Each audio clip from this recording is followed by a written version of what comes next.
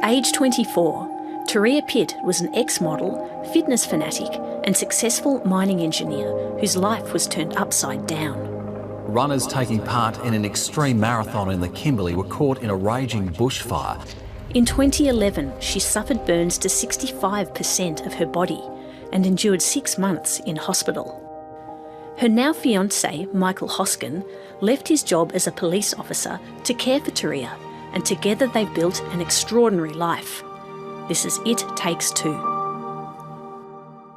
We got together like several years after high school. Turia was at uni up here and I was working in Sydney, so it was probably 3 or 4 years after high school. Turia was really energetic and she was such a happy person to be around. She always had a laugh and she made me feel good about myself, so yeah, she was beautiful. He was my eldest brother's really good friend, and so as you do, I had a really big crush on him ever since I was younger.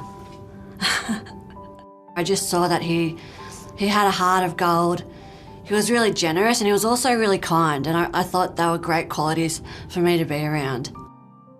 I think when people go through adversity, or I like to call it the hard times, you get a real understanding of people's true characters. And, you know, if I look at our lives before my accident, we were young. We'd only been together for like a year and a half. You know, he was there at the hospital every morning without fail. At 7 o'clock, he'd stay with me all day until 7 at night. And he'd do that the next day and the next day and the next day and the day after. He was reliable, he was consistent, he was committed, he was real, he was solid. He didn't bullshit me. He had a great sense of humour, he could make me laugh. He could tell if I was feeling sad or if I was feeling down. So I think, in a way,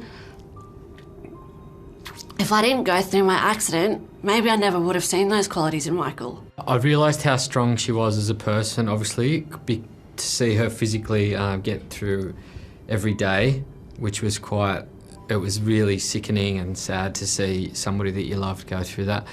So that was quite the obvious one. And then as she got better, to see her want to learn everything and anything about life was beautiful.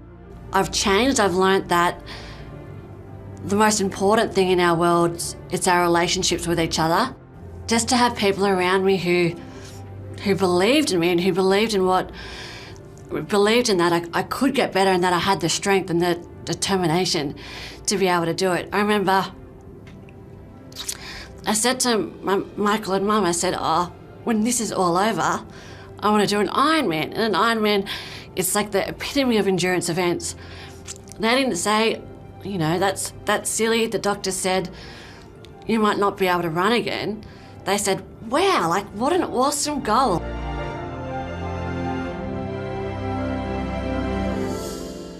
I did an Ironman and I did the Ironman World Championship, so that was an amazing achievement for me because I'd set my mind to do something and I'd put in the work and I achieved it. Like with anything in life, you can never achieve something really big by yourself. You know, you always need people around you supporting you and helping you to get there. From seeing her on, you know, in the hospital where she was incapable of sort of being independent, and then seeing her, you know, this totally independent woman conquering a goal, it was an amazing feeling, yeah, that you don't get much better than that. I feel like at my core, I'm still the same person. I've always been really stubborn. I've always been really determined. I've always set my mind to things and done the work and been able to achieve things. When people tell me things can't be done, that makes me even more compelled. What was it like meeting your son for the first time? I always knew that I wanted to have a family with Michael.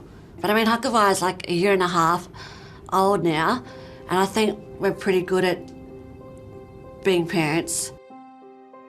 I feel like I'm enjoying experiencing the simple things in the world that are there, you know, because at one stage I didn't think as a couple we might experience those. So to be able to travel, to be able to go down the beach, to be able to hold our child, those things are beautiful, and I never forget about, you know, there was times in our life where I thought that wouldn't happen. We are very different because we're, you know, 10 years older. We've learned a lot about ourselves. We've grown.